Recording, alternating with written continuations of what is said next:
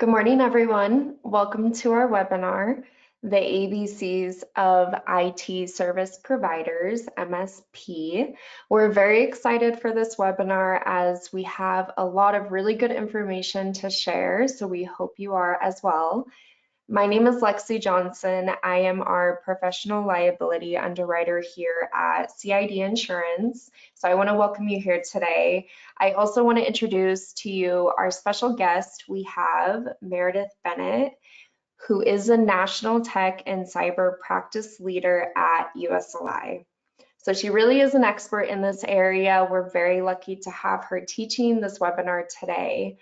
And I also want to introduce Jacob Cole. He is our marketing coordinator, running everything behind the scenes, making sure it goes smoothly. So our webinar logistics, by now I'm sure you're all very familiar with the process. All participants on the webinar will be muted, but your voice is still very important to us. So please type out any questions you may have in the chat room, and we will stop and answer them throughout the webinar. If we do not have time to address all questions, we'll make sure to respond to you even after the webinar. And then lastly, there will be a short survey at the end. And we would really appreciate any feedback so we can always work on improving our webinars in the future. And without further ado, I'm going to turn it over to Meredith. Thank you so much, Lexi. Such a pleasure to be conducting this webinar for CID. And we're going to just jump right in. Here's my agenda for the day. I want to make sure that everyone understands what an MSP is. I want you to be able to learn what their exposures are and what coverage they need. I want you to gain some confidence in selling them insurance, and we'll talk a little bit about how you can get more. But first, I want you to get really excited about taking this webinar, attending this webinar. There are so many MSPs in the US, and an MSP, I'll talk about what that is in a minute. It's IT service provider, and MSP stands for managed service provider. But there are more than 20,000 of them in the US, and they account for about $350 billion in revenue. We saw a huge increase in MSPs in 2020 because of the increase of remote workers, and it just keeps increasing every single year. So this is a class of business that is not going away. And it just keeps growing by industry. And you're going to find everything from, 1 and 2 people that are starting their own little IT service provider business up to really large companies with hundreds of employees. So this really there's a plethora of opportunity here. So what is an MSP? There's a lot of acronyms in the tech and cyber world. MSP has become a little bit more common over the past few years just because they've become more common. But it stands for managed service provider. Back when I started underwriting technology errors and omissions, gosh, it's been at least 15 years now. The phrase MSP, managed service provider, didn't exist. It was HelpDesk or infrastructure as a service, or maybe just a network engineer, someone that was doing monitoring and management. It could be cybersecurity, cloud services, backup and disaster recovery. So how do you know if someone that comes across your desk, a client, is an MSP? They may say that they do one of these services that's listed below. Chances are they probably do all of these services that are listed. So the definition, officially, a managed service provider is a third-party company that manages and delivers information technology services to another organization. These services tend to be digital, remote, ongoing. Some MSPs offer in-person IT assistance too, and sometimes they may need to be there to help set things up, but in general, it is remote. So, you're probably thinking, well, gosh, we have an MSP. I'm sure there's agencies out there that, who provides the IT services to you? Do you have your own IT department, or do you outsource some of that or all of that?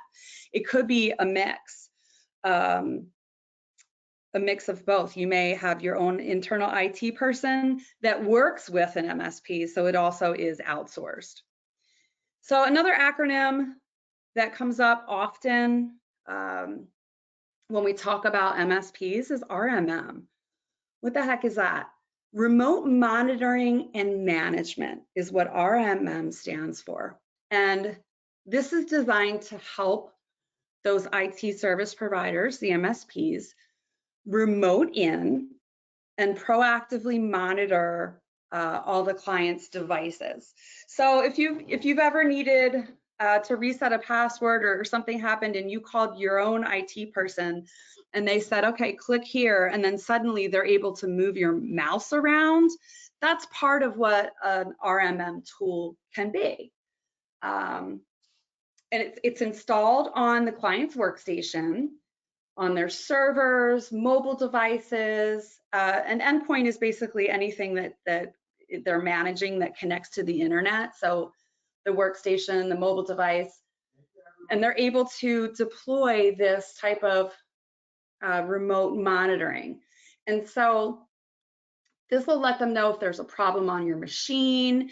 It might create a ticket, if you've heard that term before in the IT world. It's basically like, hey, I have a problem, and you kind of fill out a form and the IT person gets it. So these RMM tools are really, all the MSPs are going to use them. So why am I spending so much time on what an RMM tool is? Because the fact that they use this tool is what makes it attractive to hackers. Hackers know that if they can somehow access the MSP, they may then have access to all the different endpoints or clients of the MSP through this RMM tool. So that's why it's important to understand what that exposure is, okay? So that's probably the main reason why MSPs can be considered risky to insure. 2020, 2021, we saw some of our competitors just not even wanting to write them at all because this was so risky. As a hacker, if I wanted to get more bang for my buck, if I got into an MSP, then I could get into multiple clients. That's kind of the thought process there. And then, typically companies aren't underwriting to the type of clients that the MSPs have. So they may not know all the different range of clients that are there, or the different ranges of data. So for example, if I had an MSP that only had advertising companies as their clients, there's not a lot of data there, right? It's maybe just some marketing material. But if I'm an MSP and all of my clients are hospitals, a hacker could have just hit the jackpot, right? Because now they have access to potentially all this electronic medical records and hospital information.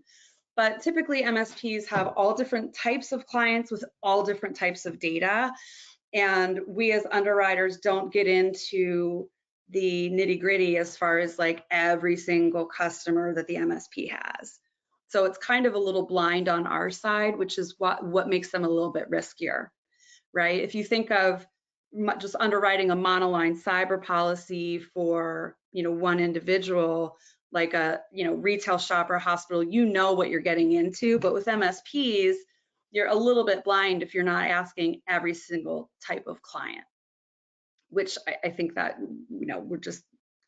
it's not a viable option for us to do that. So ransomware. You can't talk about MSPs without talking about ransomware.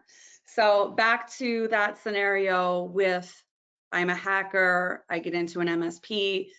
It's so that I can deploy my ransomware to all of the MSP's customers.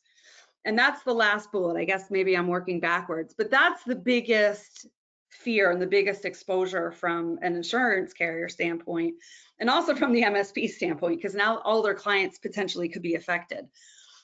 So not only am I hit with ransomware as an MSP, but if they got into all my clients too, now all my clients are hit with ransomware, that's my liability, and that's a really, really bad day. So that's probably worst case scenario type of claim for an MSP.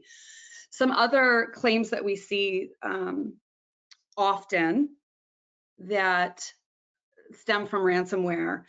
The first one, no fault IT. So I was talking to someone about this morning. Just because I work on your computer doesn't mean that if you have an issue with your computer, it was my fault, right? So we have MSPs that do everything that they, say they're going to do, and they're great at their job, and something happens on the client side, and they're infected with ransomware, and it may have nothing to do with anything that our insured did, but they're still going to get pulled into that claim, right? Because the client is like, well, I hired you to take care of my IT, and I hired you to not get hit with ransomware. But it's like, well, yeah, but you still clicked on the link that I told you not to click on or something. So sometimes it's nothing that our MSP did. We just get brought into the claim. That's actually more common than you would think. And and forensics are involved, and defense costs arise, and we make sure that our insured is covered. But sometimes we just determine, like, yeah, they were really, it wasn't their fault. And then failure to back up is a huge one. So one thing that a MSP does is back up data. And if a client gets hit with ransomware, the best case scenario is not to pay the hacker and to restore all their backups. And so they go to their MSP and say, all right, we're not paying this hacker, restore my backups. And that's when our insured is like, oh, apparently, that wasn't getting backed up. We thought it was, or, the backup failed, or, we ran out of disk space. Sometimes that happens. So failure to back up is probably one of our more common claims for an MSP, because there was an issue with the backup than the other two. So, have we had some of those worst case scenarios where ransomware gets into our insured and then into their clients? Absolutely. And we've had some of the no fault IT, but I would say failure to back up is probably our most common claim. And if you have any questions, please type in the chat window. I do have that open. And I think that's also being monitored by Lexi. So if I miss the question pop up, Lexi will let me know. I thought this graph was nice to just talk about what ransomware claims can cost. This is by Net Diligence, their claims study, ransomware study that they do. And this data goes back to 2022. So you can see what the ransom demand is, and then the average incident cost. So they may demand $555,000 in 2022, but the incident will cost more than that, because if you may pay the claim, you may pay the ransom, but you're always going to have forensics and legal expenses and business interruption, which is a big one. So, they have a data set, Net Diligence, of over 2,600 ransomware claims, and this data is provided by many of us insurance carriers and by forensics firms. And you can see that the demands, increased from 2018 to 2023. They increased 1,300%. So over the years, 68% of threat actors were deemed trustworthy, And in the current report, only 29% were considered trustworthy. I thought that was an interesting statistic to tease out. And trustworthy being in quotes, obviously, because they're hackers and they're thieves. But what that means is 68% of the time, if you paid the ransom, you were going to get the decryption key, and the hackers, would do what they say they were going to do. Now it's only about 30%. So you really don't want to be paying these claims because you still may not get the decryption key, you still may not get your data back. So that's why it's really important to have your data backed up. So is it cyber or is it E&O? I'm talking a lot about ransomware claims, and you may be thinking, well, Meredith, I thought this was a webinar on technology E&O. Well, they go hand in hand. So if I am an insurance agent and I walk into the Chamber of Commerce, my local Chamber of Commerce, to give a presentation on insurance, and my presentation is on a little thumb drive that I put into the Chamber of Commerce's computer, and I cause them to have a virus, is that E&O or is that cyber? That's going to be cyber because I caused them to have a virus. And preventing viruses is not my professional service. My professional service is being an insurance agent. When you have an IT provider, if they would cause you to have some type of data breach, is that cyber or is that E&O? Because isn't it my job to make sure you don't get a virus? But also, I caused you to have a virus. So it's both. So if you have an E&O policy that is like excluding all cyber coverages, and you have a cyber policy that's excluding professional services, you may have two separate policies that are pointing at each other. So we're always going to put that network security and technology professional on the same policy, because, and it's just, they really go hand in hand for the managed service providers. I think it's just really important to have those together. First and third party cyber. Third parties is the network security liability. That's, hey, I caused harm to somebody and they are bringing a claim against me. The first party is when the MSP or the insured comes directly to the insurance company for, whether it be forensics or notification services to pay the ransomware claim. That's between the insurance company and the policyholder, whereas the third party is going to involve a suit.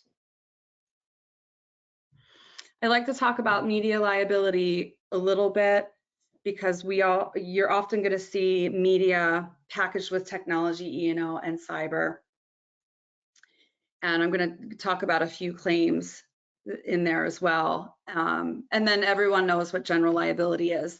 So I wanted to point out that professional E&O is often excluded on GL. So while you may have bodily injury and property damage, you're not going to have those professional services. It's going to exclude electronic data damages. So that's a really important point. If you have a managed service provider that just has a GL policy, this is a great exclusion to show them why they would need the professional, the technology E&O. Like this isn't going to be covered if you cause electronic data damages. And this is just from a basic ISO form. There's media excluded on GL.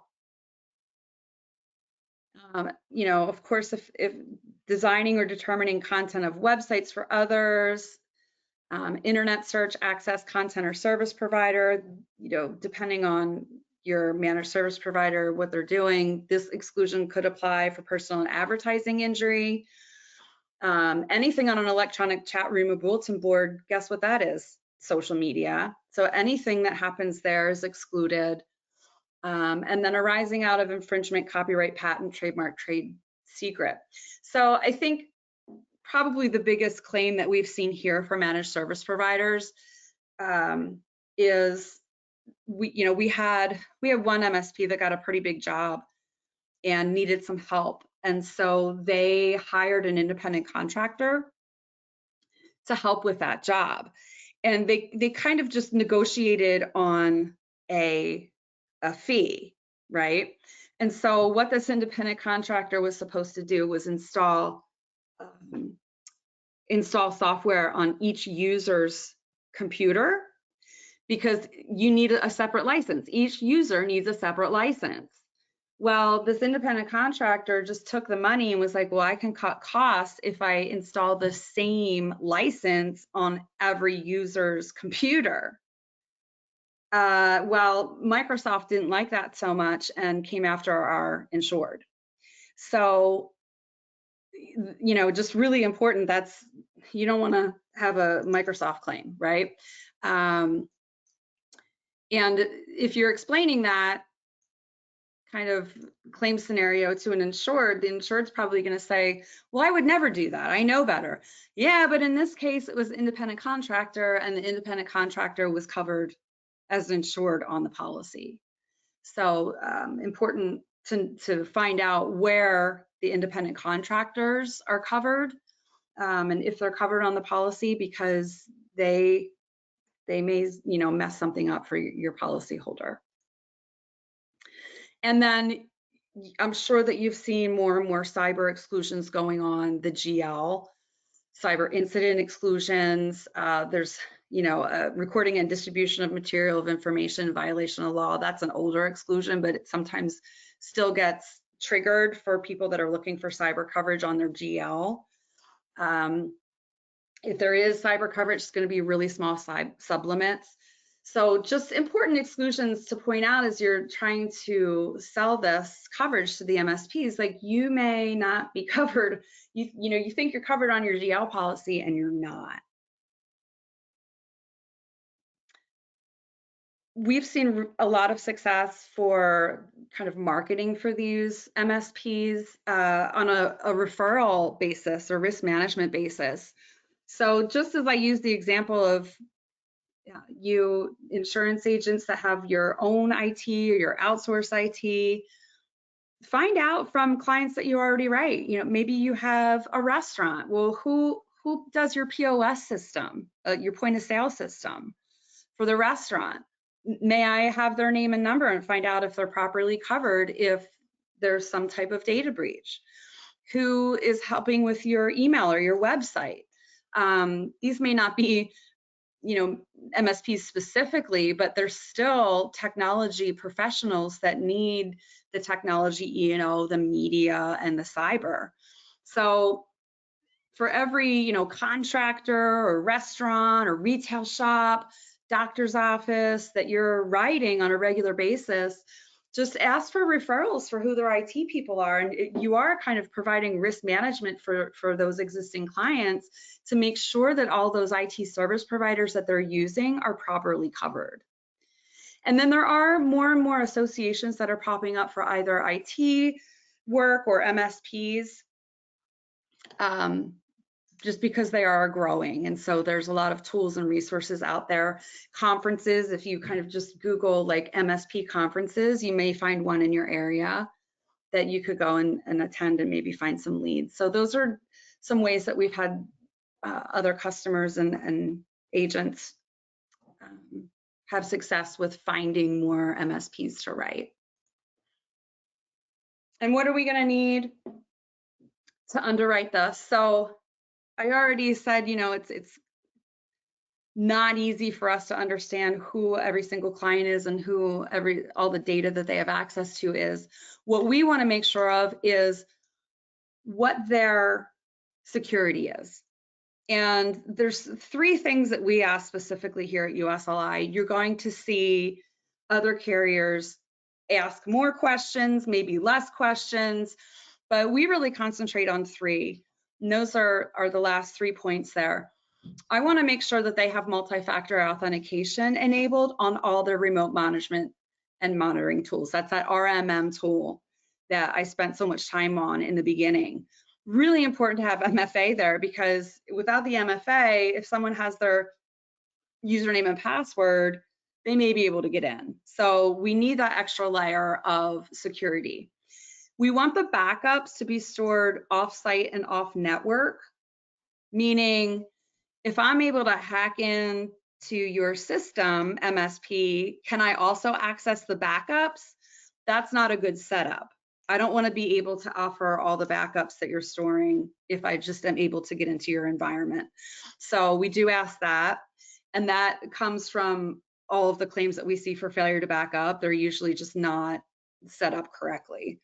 And confirmation that each client's main password in any multi-tenant system is unique to that client and not reused. So basically, some of these RMM tools are multi-tenant, meaning you can have multiple, the MSP can have multiple clients in there.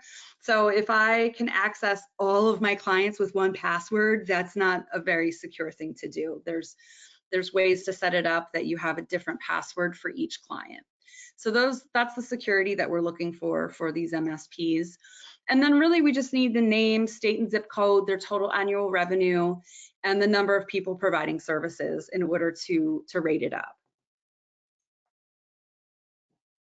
And I talked a little bit about, different technology errors and omissions that you could ask for, website designers, point of sale system installation. So we also write custom software development, software as a service, website design, digital advertising, some network security, audio visual installation has become really big also since the pandemic. Big home theaters, WebEx experts, things of that nature. Artificial intelligence is the new buzzword in the tech world. So we are able to write artificial intelligence. And then data management and web hosting. So I do see that I have a question. Someone asked if I can talk a little bit about companies that hire people outside the US. So it's not uncommon for some larger managed service providers to have staff that works in a different country to kind of help with the remote monitoring, to maybe help, with the HelpDesk if the customer submits a ticket and they may be sitting in a different country. That's fine. We cover the wrongful act anywhere in the world. So if the point of hacking was somewhere in India and that's how the hacker got into the MSP's clients' systems, that's fine. We do just underwrite to the claim being brought in the US, Canada, or US territories. But the wrongful act can occur anywhere in the world. Great question, thank you. Are there any other questions? Please put them in the chat.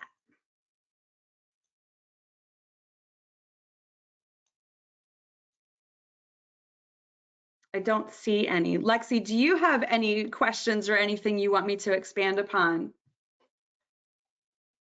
As of now, I think you covered everything, Meredith. So thank you so much for sharing so many great points and helpful information on MSPs. We are at the end of our webinar. We just want to mention to visit our website at cidinsurance.com. We have applications and recorded webinars. We have quote templates, claims examples, many tools to help you successfully write more business. We also have our submission email. You can always submit your applications to, or you can send them directly to me.